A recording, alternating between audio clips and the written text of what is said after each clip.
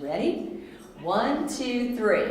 I feel like $1,000,000. The best and most effective managers are able to handle conflict right away.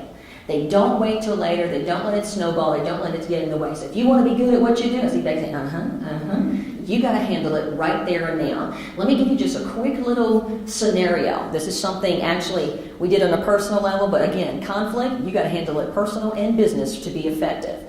And this was something, actually my husband was getting ready to go to work, and it was accounting time, January, February, his stressful time. And he was leaving, he was so panicked. It was his morning. Before he even got out the door, he was a basket case.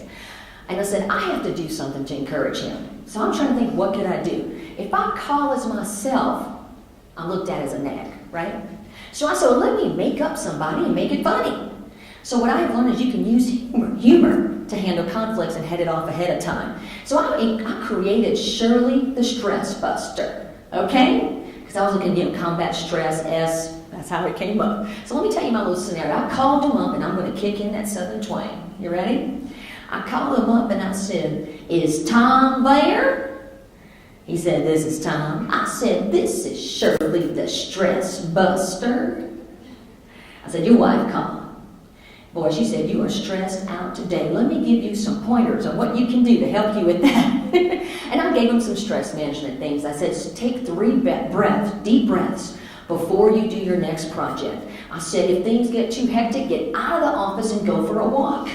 As a matter of fact, say a prayer before your next project. But do something. When you know you're stressed, recognize it and change the environment or change something you're doing right there so you can combat it and overcome it.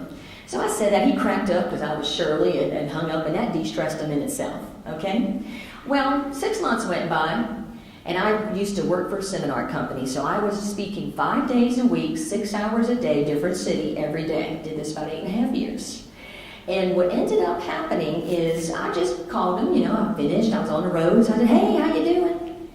You ever called somebody and they were in the middle of something and you interrupted them, right? So his response was, what do you want? Okay, that's how you talk to, I said, excuse me, this is your wife?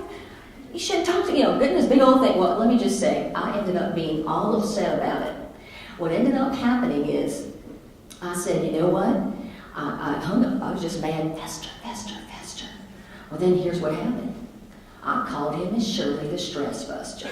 I called him. I said, is Tom there? He said, this is Tom. I said, this is Shirley the Stress Buster. Your wife called. Boy, I'm just giving you a heads up because she's packing some 500 gallons of whooping on you. Who knows what it's going to look like by the time you get home? And you know what? He cracked up so much. I said, look, I said, you better call your wife and apologize. He called up, he apologized, and it was done.